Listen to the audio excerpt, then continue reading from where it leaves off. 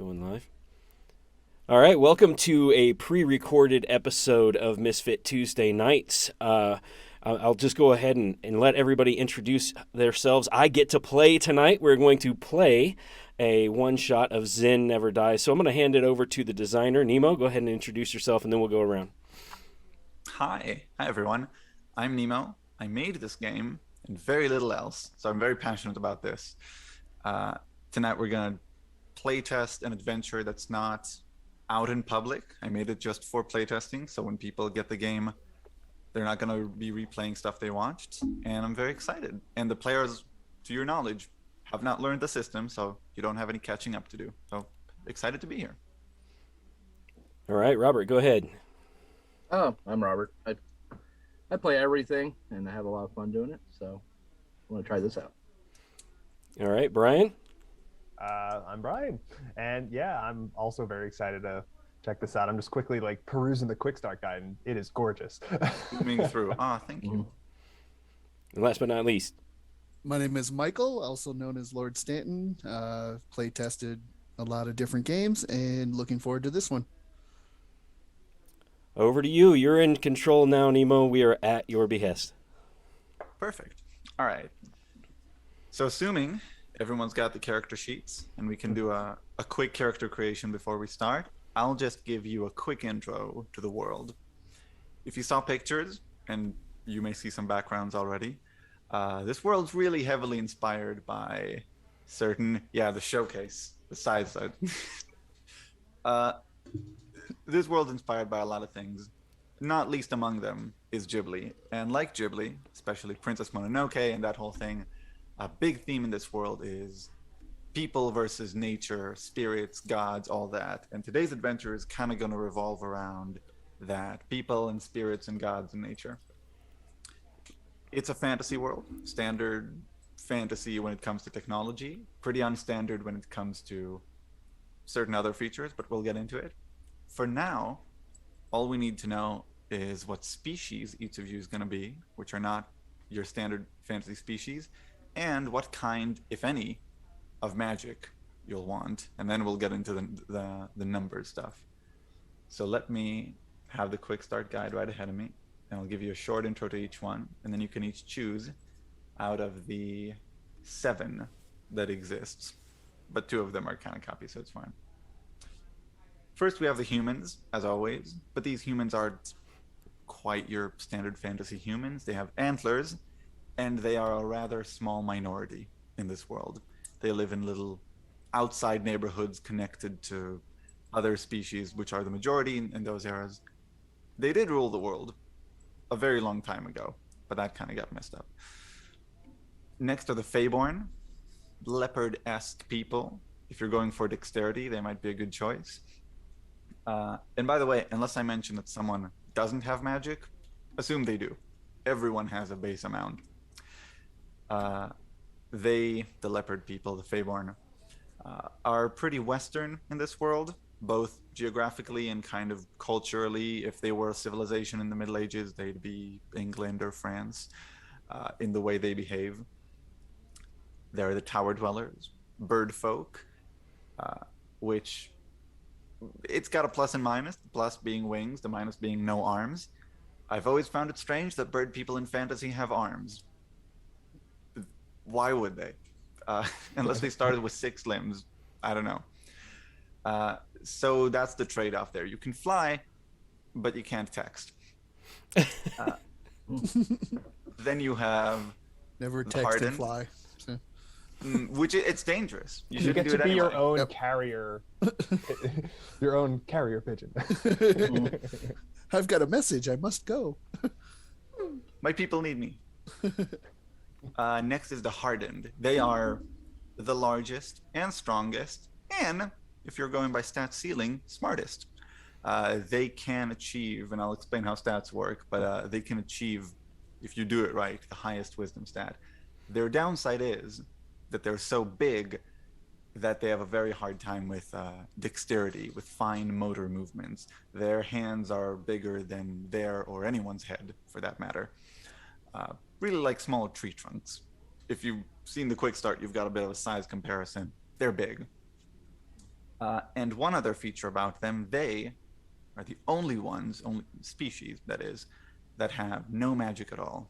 And in this world, magic is called Zin. So, gives you a hint about the title. At least in this adventure, Zin will not die. And last of all, and the two last ones that I'll present when it comes to your species of choice are the suits, called that because they are always in suits of armor, and they can't leave because they are literally very large slugs. So if you want a visual comparison, they are a big suit of armor, whatever medieval imagery comes to mind, it's probably pretty similar, but instead of a head, there's no helmet, and there's a little snail head poking out with two little feelers. They're stat-wise pretty much like humans, but a bit stronger, and their downside is, even though they're stronger and tougher, what with their suit of armor, if they ever come out of their suits, they're just a slug. They cannot run because they're a slug. On the quick start picture, it's actually pretty cool. Yeah, leaning on the axe there. Yeah.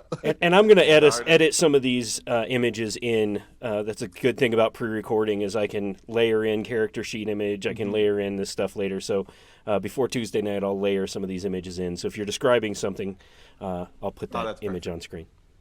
Fly it on. Well, that's good. I'll send you some of them in the higher quality of them. Yeah, and I just take random screenshots. And the last two, which might be the quickest to, which might be actually the ones you notice the fastest because they're all over any piece of media for this game, are the Masked and the Nook. The Masked, you can even see one over Corey's shoulder, and over Brian's too. Little fellas, there's a Masked there over Corey and a Nook next to Brian, and you can see the difference right away is that the Masked have a mask that looks weird but not insane, while the Nook have these interesting weird deformations. Basically, the both of them are very similar. They're small, about half the size of a human.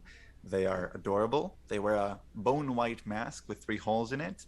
No one, including them, knows what's under there. They never take it off, not even when they die. If someone tries to, they're hit with what's called a June effect, named after an animal that's also in the quick start guide. It looks like a mix between a deer and a unicorn, whose defense mechanism is the closer you get to it, the more unlucky you become. Their stats aren't very high, and yet no one's ever killed one. They usually suffer heart attacks or fall into holes just from being nearby. So just pro tip, don't try to remove their mask, even if you're playing one. And the Nook, oh yeah, the Masked are the most magical, most zenful. You really can barely play one without being above average in your magic ability. And the Nook are a more physical variant of them. They're more connected to the physical world. They're a bit less fragile, a bit more capable with an actual weapon, while a Masked is more likely to try and dodge and magic their way out of things. These are the 7 species. If you want to go by gut reaction, or if you want to ask a clarifying question about one of them, or if you have a actually I should ask right away if you have what's the word I'm looking for? Oh, if anyone has like a quick immediate liking to one of them, like, yep, that's the one I'm going to play. I mean, personally, I'm feeling like if I'm going to play such a unique system, I have to play a unique character like the Masked. And as you said with yours, Ghibli has influenced you quite a bit. I see the influence with the Masked, and I'm like, I have to. They are the most, yeah. They are the most Ghibli of them all. I'm drawn to the slugs myself. Of course.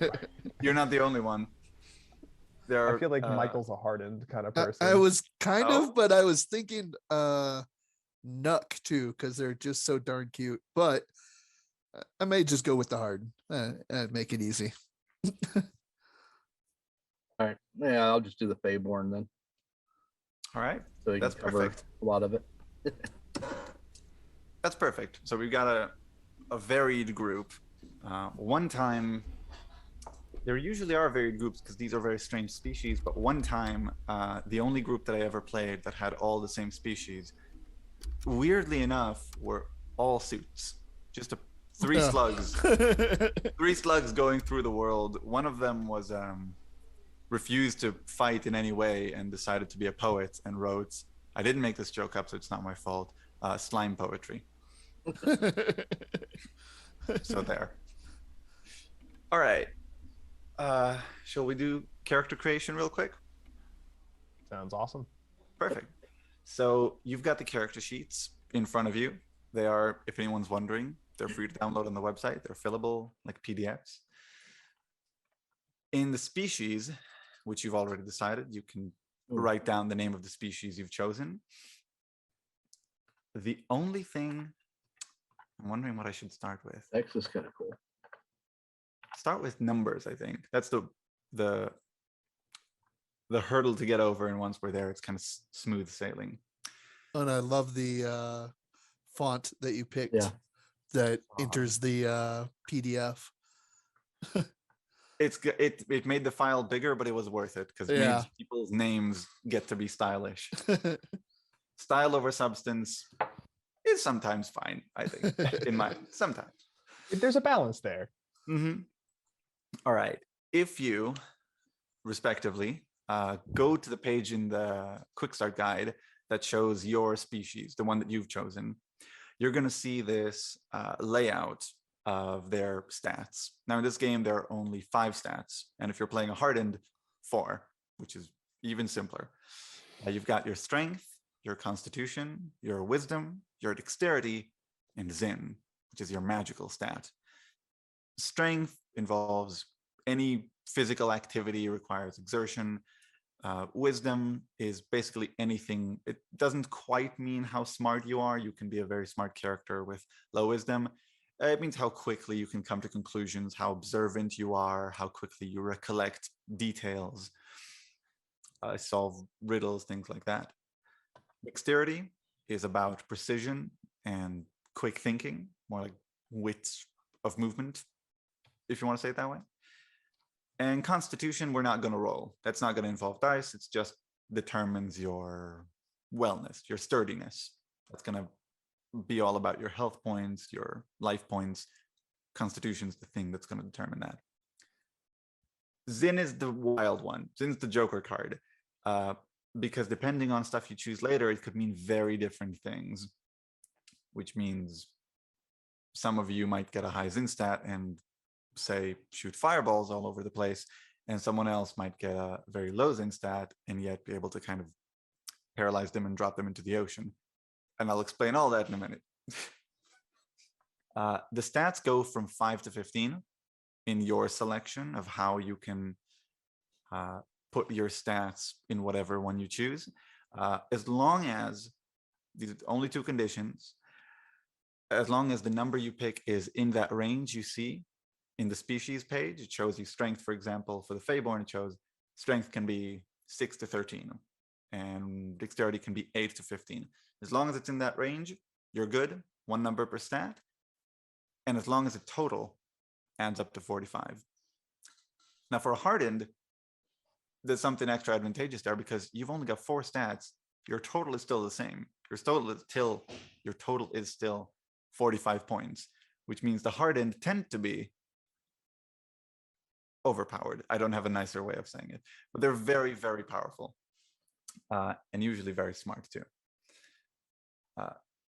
So if you want, I don't know. With my play, I'll make sure that I do not show how overpowered they are. Oh, it's fine. They're meant to be. I mean, having no magic in this world it's a deep, deep nerf. It's a deep cut nerf. So they deserve something in return. All right. And just to give a point of reference, 5, having a stat of 5 means, say for strength, you're about the weakest person you've ever met. And a child will probably beat you at arm wrestling. And having a stat of 15 means you're Olympic level. You're unlikely to meet anyone as strong as you. But neither one reaches into the realm of fantastical abilities yet. You're not quite Hulk by having 15 strength. Close, but not quite. I don't know if I heard it. Is there a number balance in here? Like The total needs to be 45, correct? 45. Yep. Okay. As long as your total is 45, I think it's mentioned. Yeah. They'll at the actually, bottom of the- where you bottom see of those the- ranges. Oh, there you go. Okay. I see it. So let me know when you're done with that, and then we can move on to the next. I'm all numbers. done I'm done with as my well. suit. Your suit is decked out. My suit, and we'll introduce our characters in a minute. But yeah, well, I got my 45 points spent. I am also good to go. All right, that's great. What do you? I'm interested to know what stats you put for the masked character, Brian. Strength 5, Con 7, Zin 13, Dex 12, Wisdom 8. That's good. That's much more restrained than I thought. That's very good. Well, I was gonna do Zin. Maybe I'll do Zin 14, Dex 11. can- There's time. I want to be an Olympic level magic user. That's going to help you in the Zin Olympics. Not Representing the home country, wherever that is. representing the homeland.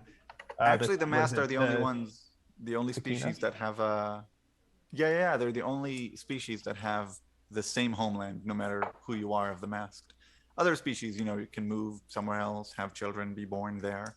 The masked don't, because they're not born. They just spawn. And the only place they spawn, they literally show up in empty caves while no one is looking. If you look, they don't show up.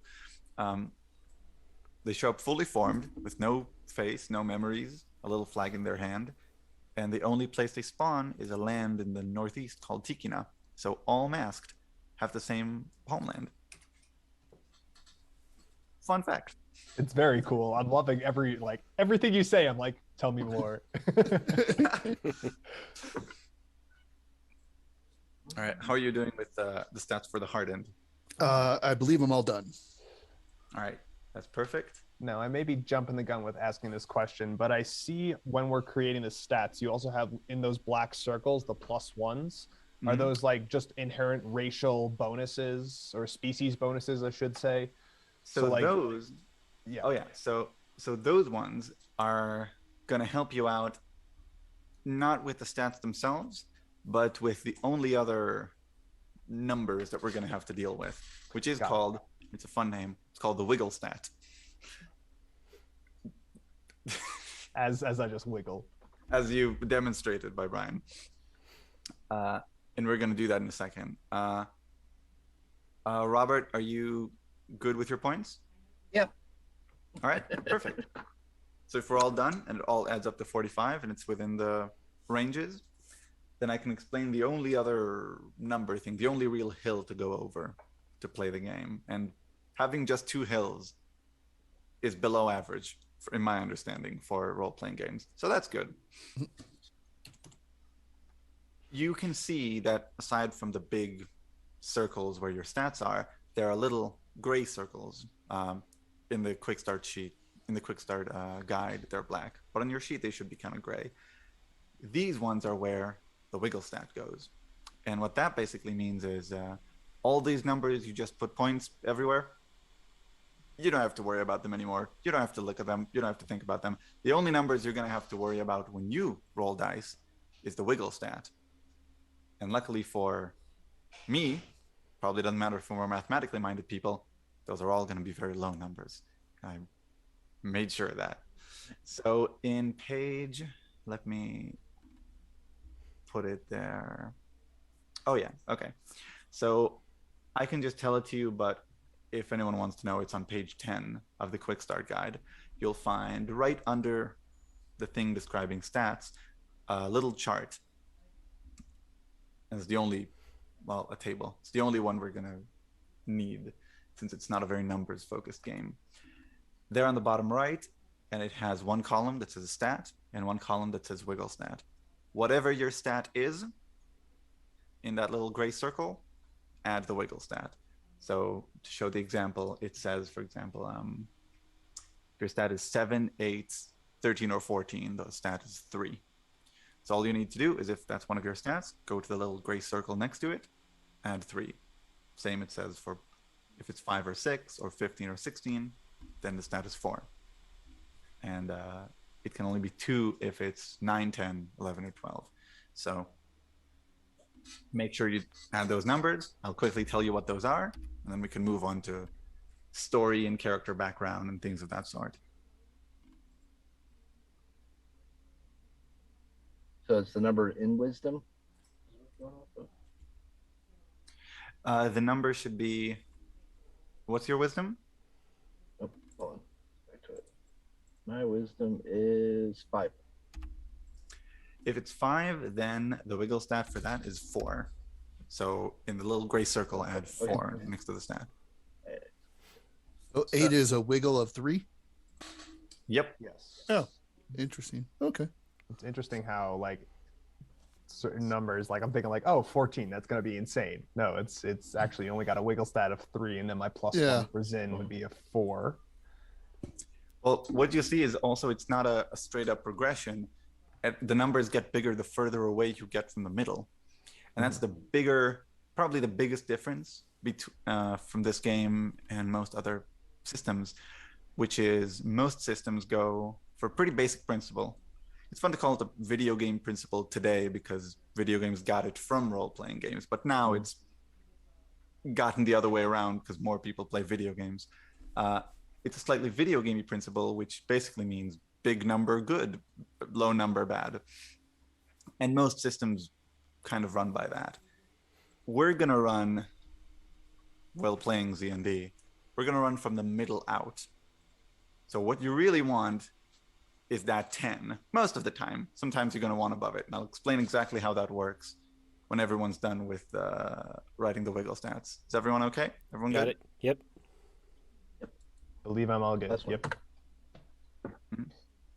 Michael? He's muted. I am good as well. Thank you. Perfect. You got too good at muting. Yep. All right. So what that number you just filled in is, it's called the wiggle stat. And the thing that I just explained about things going from the middle out connects exactly to that. So when I'm going to say, let's give an example of an action so I can explain how the dice are going to work. Let's say you're trying to break through a door to save a cat that's trapped inside because the house is on fire. This metaphor gets more dire with every sentence.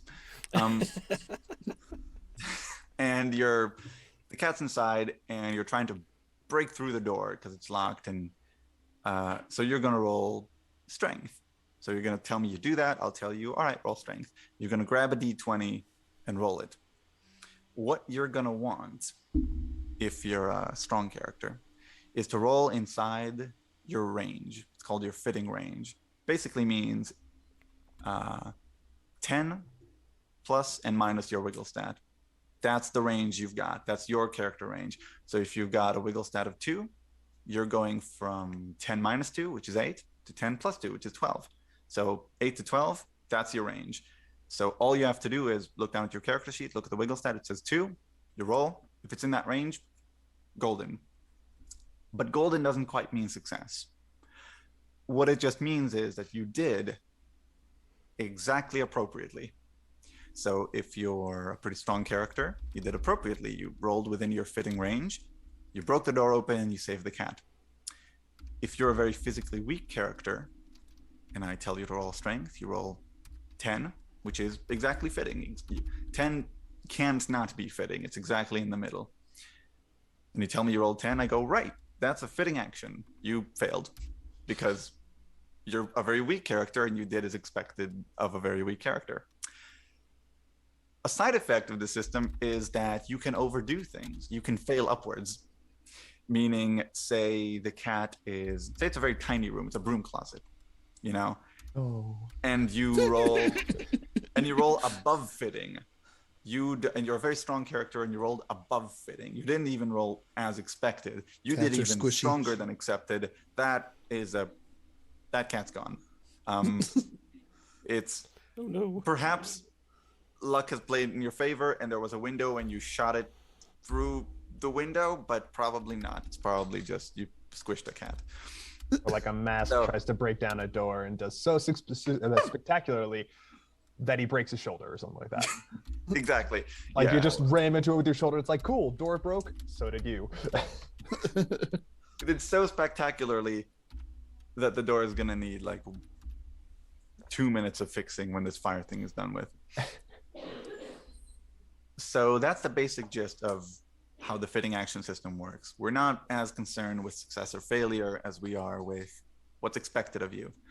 And the reason you're only going to worry about your wiggle stat is because it's really more the GM's job to keep track of how well you're supposed to do. So I'm going to have the numbers in front of me.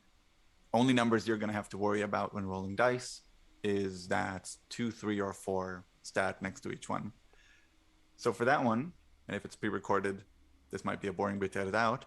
I'll just like each of you to tell me all the stats so I can write them down and have them in front of me. Visually, I'll have it so it works out for me. So I'll start with Corey. All right. My strength is 11. Mm-hmm. Con is 8. Dex 11. Wisdom is 8. Zen is 7. And for those who are viewing, I just went ahead and put description. I just put my ranges that he was talking, the fitting ranges. I just put over in my description side so I knew that my strength fitting range, for example, is a 9 through 13.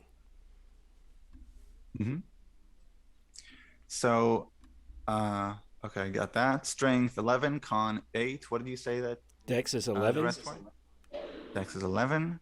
Wisdom 8. Zen 7. And Zen is 7. Perfect. All right. Brian?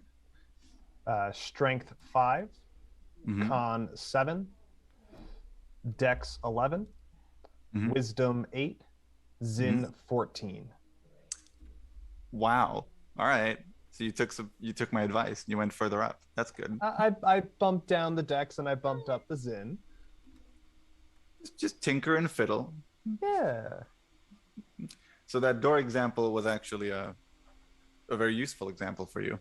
Oh yeah, What would- I am not rushing a door. I'll just try and knock it down with magic, probably. Magic it away. We might Michael? spirit it away. Sorry, okay, I'm done with that. While you're telling stats, I'm just gonna go to the bathroom. Yep. Strength 14, Mm-hmm. con 13, Uh-huh. Dex 8, Mm-hmm. and Wisdom 10. And No this Zen. may be something you would like to note at this point. I did notice that in my wiggle room, I have a +1 on my. Do. So That's I exactly a great point to make. So when you looked in your species area and you noticed those pluses, I think Brian did. Oh, Brian's gone for the moment. But yeah, in the species, you might have noticed the little pluses. Those aren't for your stats, but for your wiggle stat. So if you've got plus there, hope you didn't. I was about to say hope you didn't write it down in pen, but you have the form fillables. Everything's good. okay. Mhm.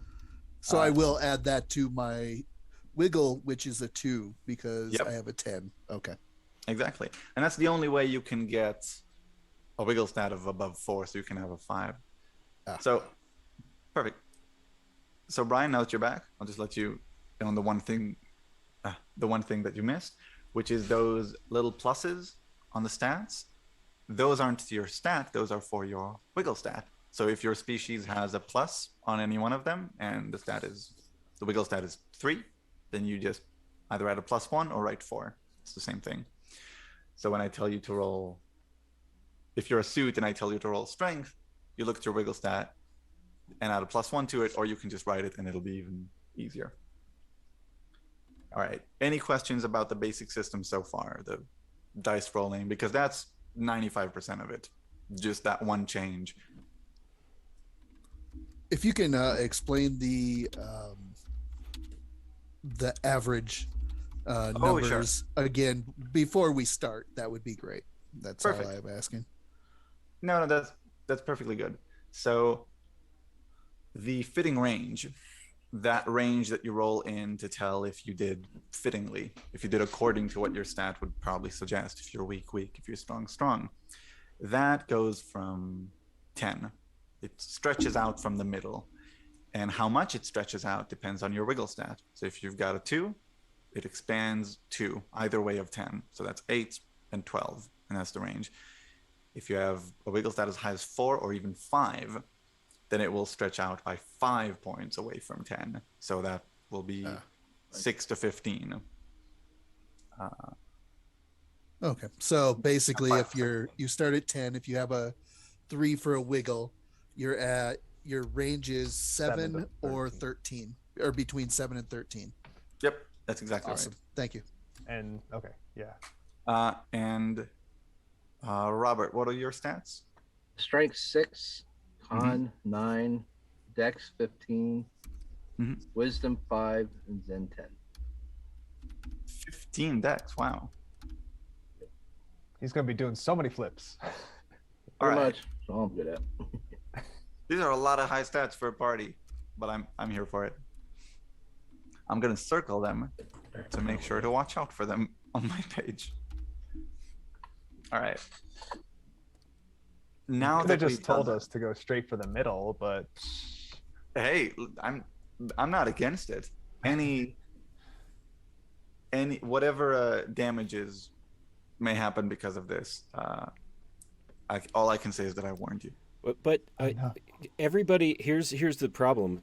In my understanding, is if everybody goes for a middle stat, which is basically what I did, the challenge there is that when you roll within that fittingly range, you will always just do average success, right? Yep. So if you're super strong and you roll within that fitting range, then you actually will be able to do feats of strength. Whereas if somebody like me, who has an 11 strength, which I think is moderate, Yeah, it's a bit above average. a little bit above average. So if I'm going to break down a door, I might struggle and maybe break it down, or I might damage it and then need somebody stronger to actually break it down. So my understanding is that high stats still mean you're strong. Still mean you can do feats of strength, or mean that you can withstand something with constitution, whereas somebody with an average or a low one, fittingly, is where the GM comes into play and tells you, okay, well, your strength of 11 means you struggled a lot, and were slightly successful, whereas somebody else with a high strength would be really successful at that feat of strength. Oh yeah, that's an exactly accurate description. Okay. It also can play into that. So if there's a challenge that might be too much to someone with a low stat, they're not going to want to roll fitting. They're going to try and roll. They're going to hope for doing above fitting. They're going to hope to overdo it. Whereas if something is, say, a very precise action, trying to thread a needle or hit a very precise target, any over or under is kind of equally bad. You're trying to hit the sweet spot. And how that relates to the difficulty of the challenge, that's where the GM comes in. The GM is the one who is going to write down how, what strength it takes to take down that door. And then if someone comes in below or above it, they're going to have to make that judgment. So there's a bit of liquidity down there, but it still comes down to numbers. So it doesn't get too liquidy. All right. Now that we have our stats, and I know roughly how all these characters are with their strengths and weaknesses, now we can start personalizing them a bit more, because they are each of different species and they can be very, very different characters, even if it's all in a medieval world. And we got a couple of ways of doing that. Your personal history, which not sure how much we'll have of that in a short adventure, but we could come up with some few unique features. Your name and background, and your skills. Your skills is about the only other thing requiring numbers here. Skills, if you've played any other game, run pretty standard, I'd say, for these sorts of games. You have a skill, I give you XP, you put XP into the skill number goes up. And it's even easy to remember, because how much it takes to raise a skills level is just that level times 10. So if I give you 10 XP points, you put a 10, it's got to level 1. Then it resets. Then I give you 20, it gets up to level 2. Then it resets. 30 resets. And much like with your stats, level 5 skill means you are legendary, genuinely amazing. And the game runs with the kind of numbers that it does to make sure people aspire to that, but no one really starts legendary. There are these mythical grandmasters out in the world, but they're something to aspire to rather than something to I don't know if you've played World of Darkness, but there are these I forgot what they're called. Basically, the ultimate elders, the one who come from, some 16 BC. And even if you read the core books, it says, yeah, you might encounter them, you might not. They might exist, they might not. If you do, though, you should run. And that's about the attitude the game takes. These people probably exist. Don't touch them. All right. Skills don't. One main difference, though, is skills don't come from a list. You basically make them up as long as they make sense within the world, within the theme of the world. A skill can be something as specific as playing the lute, or something as vague as heavy lifting. It can be a profession, meaning you can put down tailor or wheel maker, bullfighter, or it can be a proficiency with a weapon, saying whatever is the weapon of your choice, that weapon dash proficiency, sword proficiency, spear proficiency. As long as it's an action that relates to rolling a die.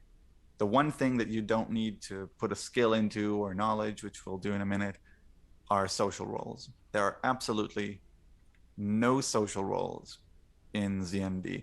When it comes to social challenges, social situations, unless it requires your wisdom somehow, figuring out if someone's lying or not, all that, convincing, intimidating, that's in the realm of role playing. There's no numbers involved there. And it's also to keep the pace going a bit, to make sure that when the dice come out, it's to accompany the story and not to stop it every 2 minutes. So I would say probably start with 2 skills minimum. Best if you do 3. If you don't want to be, I'll let you in advance, we're not going to be very combat focused. So a weapon skill could come in handy, but it's definitely not required. The advice that I put in the book is, not in the quick start, but in the full book, is at least one that would help you earn money. Realistically, how do you get your living? That would have a skill or a knowledge to it, and at least one other one that would help you not die.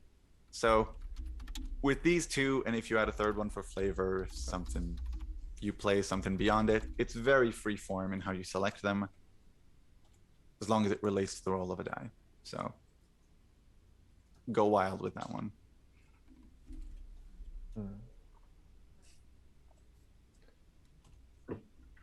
Now, could a skill also be something like for me, magic focused, right? Would that be where I would put maybe like a skill or? So the magic focus is, the magics are kind of divided into categories. They're their own thing. If you look at the bottom right of the character sheet, it has the, or actually, I hope they're the updated ones, where you see the Zin towers. Yeah, the Zin towers. Those are basically magic skills. So okay, so those more are like separate. if I think about my masked as maybe this, I have to figure out a name and all that stuff, but maybe they're into botany, like collecting plants and things like that. Would that be a knowledge? Oh yeah, you can totally add botany either to a skill or a knowledge, whichever one. If you want to know what the distinction is there, knowledge is basically a subcategory of skill. It means a skill that you can also gain XP to while using books. That's not going to bother us today because we're doing a one shot. We're not going to be roaming the world gaining XP over time. So I'd say we'll put it all into skills, but botany 100% fits. Got it. Because when you were saying like think of something that could earn you money, I'm like maybe he just like collects flowers at the beginning and just I don't know, something like that, or has this innate ability to identify healing herbs and things like that, or can help plants grow better with some of his magic capabilities. That's a totally legit answer. I had a player just a little bit ago who only cared about types of rocks. It was just a little, well, not only, but mainly it was just a little nook fella with a piece of granite stuck in the middle of the mask with cracks all around. Apparently fell first into some unique rocks, and since then it's been obsessed with it. So they had like 3 knowledges and 2 abilities all about digging. And it came very handy once. All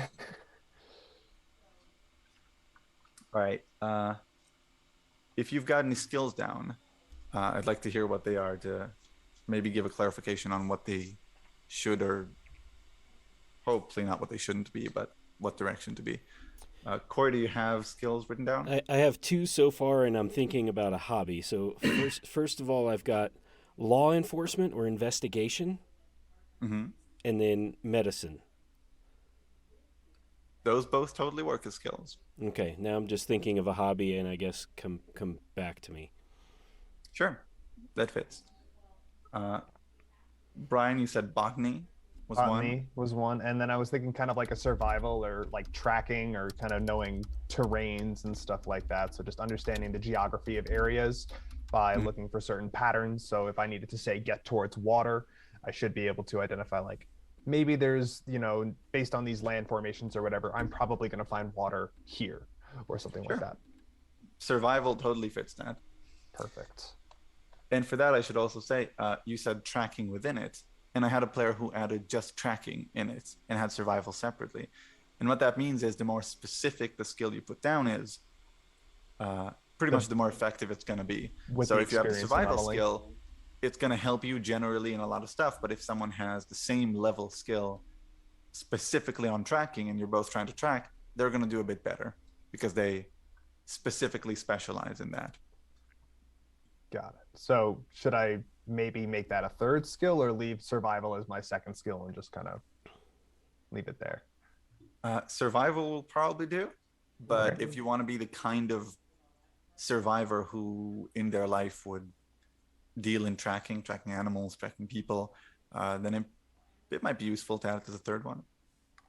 I just don't want to go adding too many skills because, as you said, we're kind of beginning of all this. But Don't worry, I think I handled that. having too many skills. Okay. Yeah, So I, we can I just... really started to get into it. What do you got? So for skills, I have farmer, animal handler, and baker. Those are And perfect. for knowledge, is it separate or is it all? It's a subcategory, so Oh, it's in. I did do tracking, forestry, and tying knots. So stuff like so first of all, those are all good, and I like them, and I love that you added baker, because I've never had a baker before. I've had a poet, I've not had a baker. For stuff like tying knots, stuff that if you imagine rolling a die to perform that, and it would be strength or dexterity, that would probably do better as a skill. Stuff that's knowledge is stuff that if I Okay. asked you to roll for it, it would kind of only be about knowledge. So I even had a player who had the same exact thing as both a skill and a knowledge because they wanted to be hyper focused on history of a certain era. So they had like archaeology as the skill and that's more specific thing as their knowledge. So whenever they needed to roll to examine that specifically, they got like the extra level of it. Robert, got any Right. skills in your bag? Yep, I got 6. So I got using my claws as lock picks, Mm-hmm. sneaking, following, investigating, climbing, and hiding stuff. Great. And Those are then- all. Yeah, my knowledge is burglary. Yeah. Hmm. Yeah, burglar. I can't say it. Robbing houses, whatever. And then B&E. bounty hunting is a knowledge base. So. All right. So the only advice I'd give is a lot of those sound like they could be summed up in thief. So if you want to Thief. add them and because you only get so Yeah. much XP to go around Yeah. with these different ones. So if you want to get some of them in thief, you can keep lockpicking aside as a more specialized thing or however you want to divide them. But that just in order so that you don't have 7 level 1 skills. Okay. All right. With that, it sounds like, oh, hello, cat. Yep. Kitty. All right. With that, it sounds like we've got a pretty good mixture.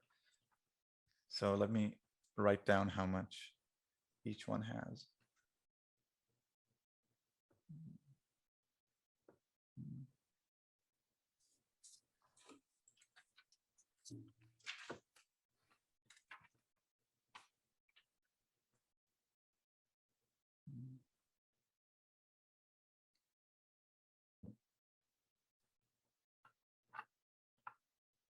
All right.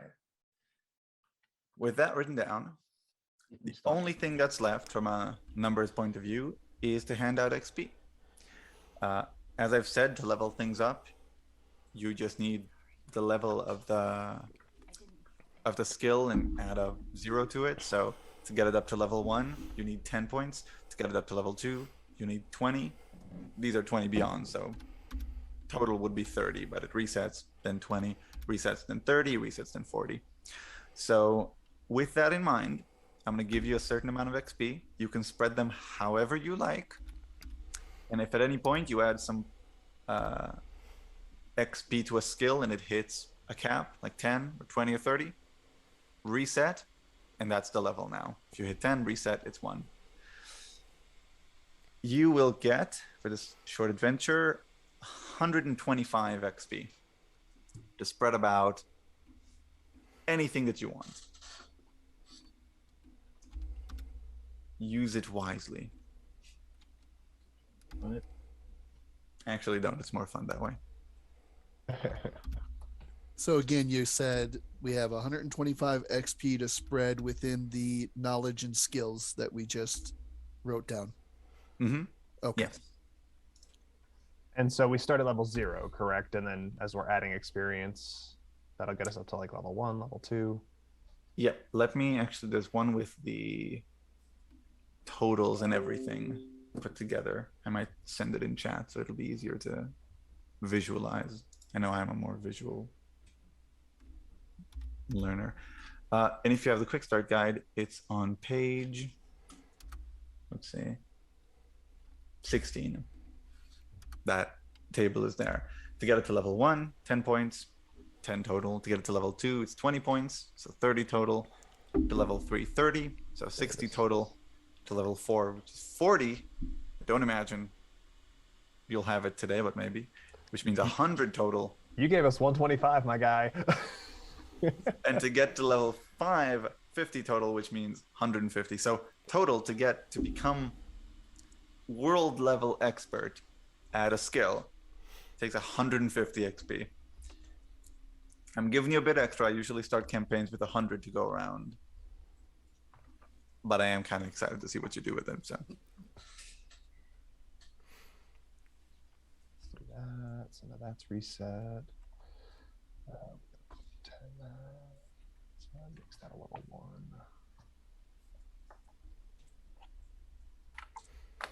So I did add one skill to myself, and I know Corey had mentioned it, but I was thinking with the botany side of things, I also wanted to do medicine, like medicinal herbs, maybe having a knowledge there of, what plants may be good for possibly helping with wounds or something like that. yeah, So I put that as a skill, and then you were saying like some people do double with like the bot or with a skill and a knowledge. So I tossed botany in as a knowledge as well. So it's both a skill and knowledge. that totally works. The specialized. Nemo, did you send a chart? I thought you said. Oh, did the image not send? Hold on. I didn't see it. So, because I'm just the numbers again as I'm doing it, I'm like, wait, numbers. And I'm. so Yeah, no. 1 through 10 is 1. Mm-hmm. Then 11 through 20 11 through 30 is 2, or is it 30? Yeah, because Yeah. think of it as like after you level up, you reset your level, and then so to get up to level 2, you would need an okay. additional 20, and then once you hit that 20, you restart to get up to level 3. You need 30. So Yeah, that's exactly right. I'll still send it. Apparently, I saved it in the wrong folder. So it's 60 or 31 to 60.